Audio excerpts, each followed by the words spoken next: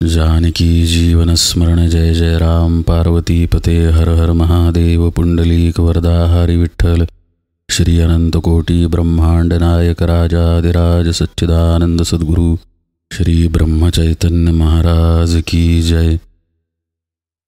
श्री महाराजांच्या सेवेमध्ये आपण संत श्री नामदेव महाराजांचा हरिपाठ पाहतोय। आज आपण या हरिपाठातील 11वा अभंग पाहूया।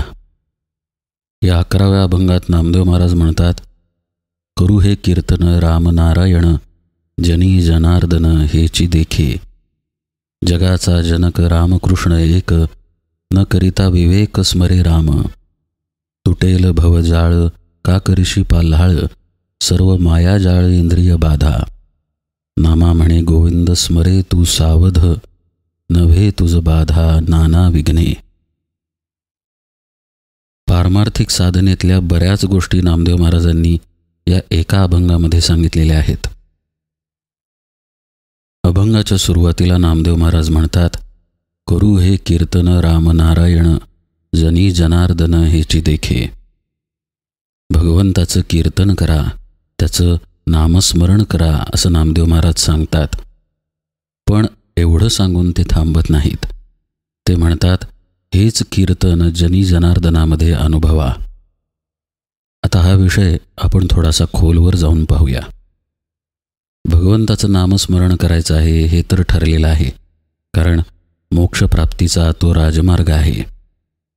भगवंताचं नामस्मरण म्हणा किंवा नामसंकीर्तन म्हणा किंवा करू हे कीर्तन रामनारायण म्हणा, अर्थ एकच आहे। ते म्हणजे आपल्या आत शांतपणे आपल्यालाच पाहणं। आपण म्हणजे आत्मस्वरूप आहोत हे आधी जाणून घेणं गरजेचं आहे। आधी हा विचार आपला पक्का झाला पाहिजे। आपण आजपर्यंतच्या अनेक निरूपणांमध्ये ऐकलं की आपला अधिष्ठाता जर कोणी असेल तर तो आपला आत्मा आहे। या आत्म्याच्या अधिष्ठानावरती आपल्या यच्च यावत क्रिया चालू आहेत। एक जीव म्हणून आपण काय जीवन जगतो पाहूया। सकाळ होती, आपण झोपेतून उठतो। हे आपलं जे झोपेतून उठणं आहे तेच मुळात आपल्या आत्म्यामुळं घडतं। यामध्ये खरं पाहता आपलं काहीही कर्तृत्व नाही। आपल्याला जाग येते आणि मग शरीर धर्मानुसार आपण नानाविध कर्म करतो। मुखप्रक्षालन असेल, अन्नसेवन असेल, प्रापंचिक व्यावहारिक कामे असतील, जबाबदाऱ्या असतील, नाती गोती इत्यादी संबंध असतील, शिवाय आपले काही अनुभवही असतील। जसं की आपण उठल्या उठल्या पाणी पितो किंवा अन्न खातो किंवा आपल्याला विविध इंद्रियांच्या मार्फत विविध जाणीवा होतात आणि अखेर दिवसाच्या शेवटी आपण झोपी जातो। ही जी आपल्याला झोप येते ती सुद्धा आत्मतत्वाच्या अधिष्ठानावरतीच येते। आपण ठरवून झोपू शकत नाही बरं का। असा आपला भ्रम असतो की आता मी ठरवलं तर मला झोप येईल, पण प्रत्यक्षात आपल्याला निद्रा येणेसुद्धा आपल्या हातात नाही। ज्यांची मानसिक अवस्था ठीक नाही किंवा ज्यांच्या मनामध्ये खूप विचार आहेत त्यांना हे जास्त पटेल की झोपायची इच्छा असूनही झोप येत नाही। बरं, फार मानसिक विचार नसतील किंवा तणावही नसेल तरीही झोप येईलच याची शाश्वती देता येत नाही। एकूण काय, झोप लागणेसुद्धा आपल्या हातात नाहीच।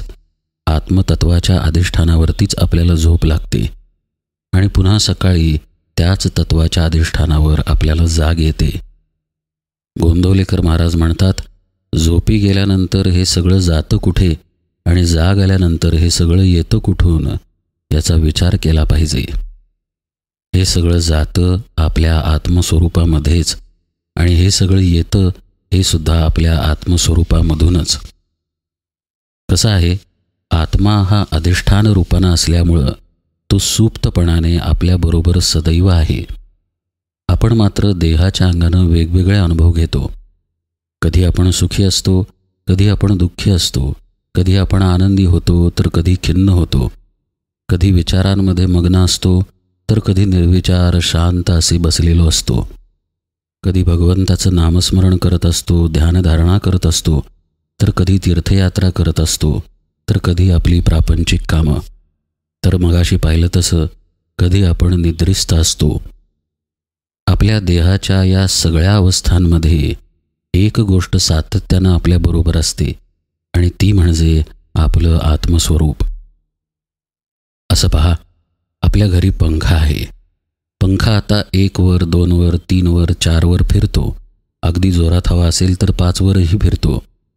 पण या सर्व त्याच्या अवस्थांमध्ये वीज मात्र त्याच्या आत आहेच.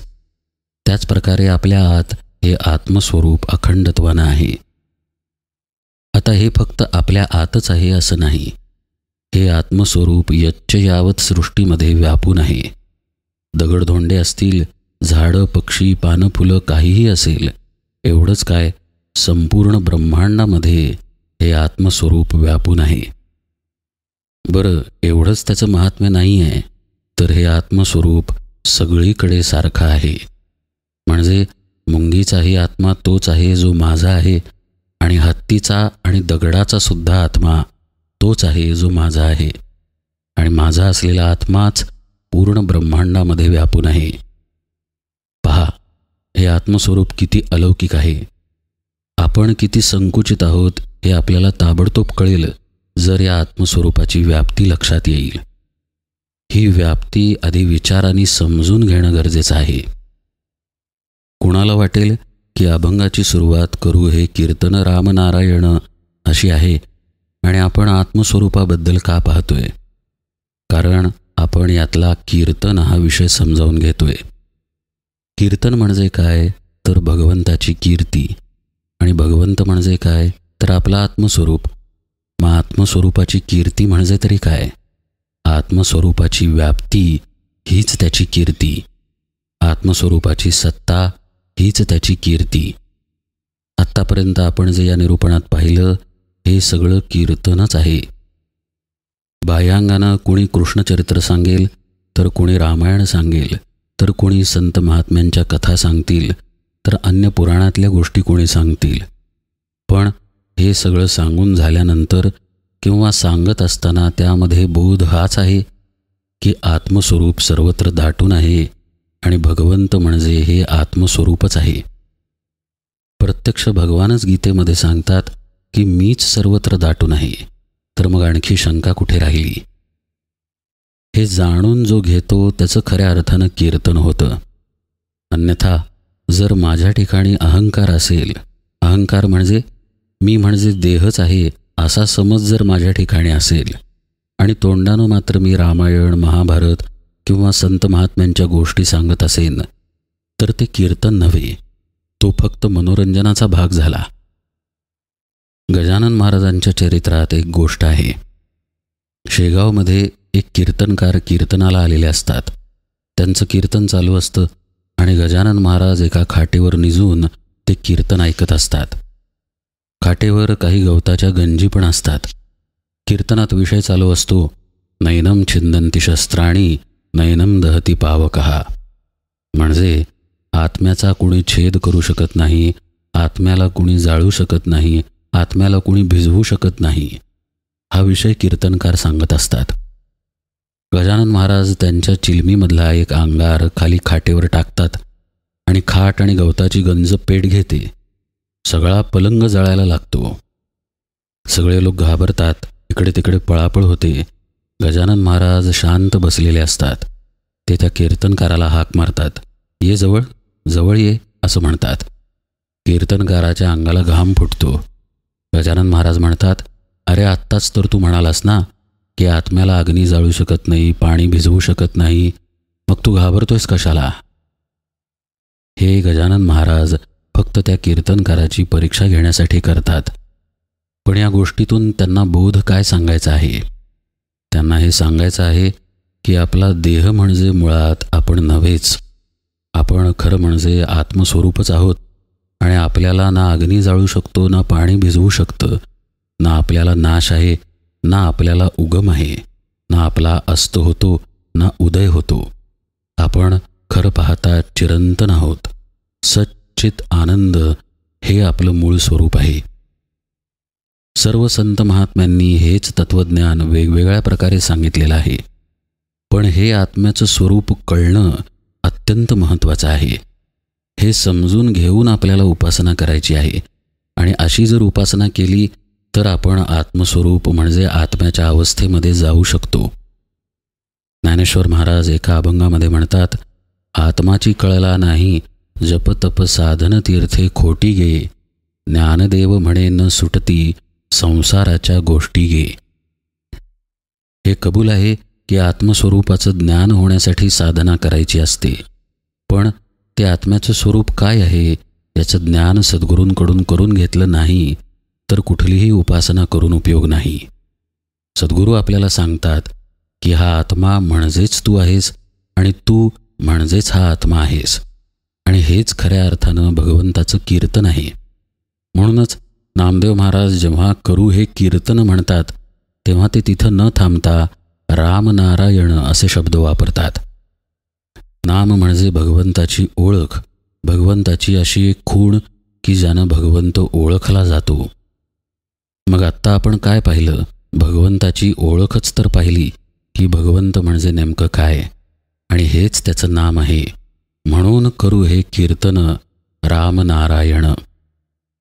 असं जर कीर्तन घडलं तर आपल्या आत्मस्वरूपाची अनुभूती साधकाला येते. तो फक्त तोपर्यंत ऐकून नसतो की मी म्हणजे आत्मा आहे, त्याला त्याची अनुभूती आलेली नसते. परमार्थामध्ये 3 पद्धतीच्या प्रचिती महत्त्वाच्या आहेत: शास्त्रप्रचिती, गुरुप्रचिती आणि आत्मप्रचिती. शास्त्रांमध्ये सांगितलं की आपण म्हणजे देह नाही, आपण म्हणजे आत्माच आहे. आता हे ज्यांनी अनुभवलेलं आहे त्यांच्याकडून ऐकणं म्हणजेच सद्गुरूंकडनं ऐकणं ही झाली गुरुप्रचिती, आणि आत्मप्रचिती म्हणजे आपल्या स्वतःला ते अनुभवाला येणं.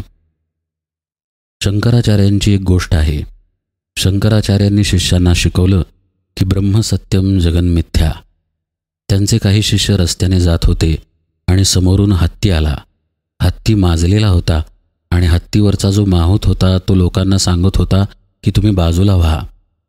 तर ह्या शिष्याने विचार केला की सगळंच ब्रह्म आहे तर मी बाजूला कशाला होऊ, म्हणून तो तसाच उभा राहिला आणि हत्तीनं त्याच्या पायावर पाय दिला. तो जोरजोरात ओरडायला लागला आणि गुरूंकडे आला. त्यानं गुरूंना सांगितलं की तुम्ही म्हणाला ब्रह्मसत्यम जगन्मिथ्या, पण हत्तीनं माझ्या पायावर पाय दिला, हे कसं काय? शंकराचार्य म्हणाले, अरे, माहुतातलं ब्रह्म हत्तीच्या ब्रह्मावर बसून तुझ्याकडे येत होतं. त्यावेळी तुझ्यातल्या ब्रह्माला माहुतातल्या ब्रह्मानं सांगितलं की बाजूला हो, तेव्हा तुझ्यातल्या ब्रह्मानं ते ऐकलं नाही आणि हत्तीतल्या ब्रह्मानं तुझ्यातल्या ब्रह्मावरती पाय दिला. तर यात चुकीचं काय घडलं? शिष्याचे डोळे खाडकन उघडले. असंच आहे. परमार्थामध्ये मी आत्मा आहे, मी देह नाही असं ज्ञान म्हणजे असं फक्त पुस्तकी ज्ञान झालं म्हणजे त्याची प्रचिती आली असा अर्थ होत नाही. प्रचिती येण्यासाठी कीर्तन करावं लागतं. हेच की मी देह नाही, मी आत्मस्वरूप आहे हे घोटवावं लागतं. हे वारंवार आपल्या अंतःकरणावरती ठसवावं लागतं, आणि तेही नाम घेत ठसवावं लागतं. जे राम म्हणून मी नाम घेत आहे तो राम म्हणजे मीच आहे, आणि मी म्हणजेच राम आहे, आणि तेच माझं आत्मस्वरूप आहे. या जाणीवेनं ते नाम घ्यावं लागतं. पुन्हा इथे गोंदवलेकर महाराजांच्या वाक्याची आठवण होते. देहाहून व मनाहून आपण निराळे आहोत, म्हणून नाम घेत तसे वेगळे राहण्याचा प्रयत्न करावा. या वाक्यामध्ये 3 गोष्टी महत्त्वाच्या आहेत. एक म्हणजे महाराज सांगतायत की तुम्ही देह नाही, त्यामधलं मन वगैरे पण नाही. देहाहून आणि मनाहून तुम्ही वेगळे आहात. दुसरी महत्त्वाची गोष्ट म्हणजे नाम घेत तसे वेगळे राहण्याचा प्रयत्न करायचा आहे. म्हणजे तसं वेगळं राहण्याचा प्रयत्न करायचा आहे ही झाली दुसरी गोष्ट. आणि तिसरी महत्त्वाची गोष्ट म्हणजे नाम घेत तो प्रयत्न करायचा आहे. नुसताच प्रयत्न केला तर तिथे अहंभावाचा लेप राहील. तो न राहावा यासाठी तिथे भगवंताच्या नामाची आवश्यकता आहे. भगवंताच्या नामामध्ये राहून आपण या देहाच्या पलीकडील आत्मस्वरूप आहोत या जाणीवेमध्ये येणं हे महत्त्वाचं आहे, आणि हेच खरं कीर्तन आहे. असं ज्याचं होतं त्याला मग आपल्या देहाच्या बाहेर आणि सर्वत्र भगवंताचंच अधिष्ठान प्रत्यक्ष जाणवतं. आणि हीच अवस्था नामदेव महाराज सांगतात, जनी जनार्दन हेची देखे. हेची म्हणजे आत्मस्वरूप. हेच आत्मस्वरूप आपण सर्वत्र अनुभवतो असं नामदेव महाराज म्हणतात. जसं की आपण काळ्या रंगाचा चष्मा घातला की जग काळं दिसावं, निळ्या रंगाचा घातला तर निळं दिसावं. पण हे झालं इंद्रियांचं ज्ञान. वरचा चष्मा बदलला की इंद्रियाचा अनुभव बदलला. इथे मात्र तसं नाही. एकच आत्मा सर्वत्र दाटून असल्यामुळे या आत्म्याची ओळख आपल्यामध्ये आपल्याला झाली की सर्वत्र तोच भरून आहे हा अनुभव येतो. आणि हेच तथ्य इथे नामदेव महाराज मांडतात. करू हे कीर्तन राम नारायण, जनी जनार्दन हेची देखे. पुढे ते म्हणतात, जगाचा जनक रामकृष्ण एक, न करिता विवेक स्मरे राम. अर्थ उघड आहे. एकच आत्मा सर्वत्र दाटून आहे हेच तथ्य नामदेव महाराज स्पष्टपणे सांगतायत. पण पुढे ते म्हणतात, न करिता विवेक स्मरे राम. इथे विवेक हा शब्द विचार या दृष्टीनं आलेला आहे बरं का. खरं म्हणजे विवेक परमार्थासाठी अत्यंत गरजेचा आहे. काय नित्य आहे आणि काय अनित्य आहे याची छाननी म्हणजे विवेक आहे. विवेक याचा अर्थ हे समजून घेणे की देह हा अनित्य आहे तर आपलं आत्मस्वरूप हे नित्य आहे. मग नामदेव महाराज न करिता विवेक असे शब्द का वापरतात? याचं कारण असं आहे की विवेक करणे हे खरं पाहता आपल्या बुद्धीचं काम आहे. पण आपल्या बुद्धीलाही साधनेमध्ये मागं सोडावं लागतं. कारण परमात्म्याचा अनुभव हा आपल्या मनाच्या, बुद्धीच्या आणि अर्थातच देहाच्या पलीकडे आहे. तर जसं आपण इंद्रियांना आणि देहाला मागं टाकतो तसंच आपल्या मनाला आणि बुद्धीलाही मागं टाकावं लागतं. विवेक गरजेचाच आहे, पण साधनेमध्ये स्थिर होण्याकरिता नितांत गरजेचा आहे. साधना आता स्थिर झाली. आता साधन करू लागल्यानंतर विवेकही मागं राहतो, कारण बुद्धीचाच लय होतो. अहो, आपला स्वतःचाच विसर पडल्यानंतर विवेक करणारा तरी तिथे कसा राहील? विवेक घडतो तेव्हा मन आहे, बुद्धी आहे, आपले विचार आहेत, आपला तर्क आहे.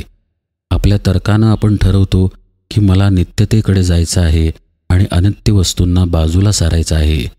जसं की माझा देह, माझी इंद्रिय, माझं मन, मनातील विचार यांना सोडून आपल्याला पलीकडे जायचं आहे, कारण परमात्मतत्व हे नित्य असं आहे. हा झाला विवेक. पण याचा विचार ज्या ठिकाणी होतो ती बुद्धीच बाजूला राहिल्यानंतर विवेक करणारा तरी तिथे कोण राहणार?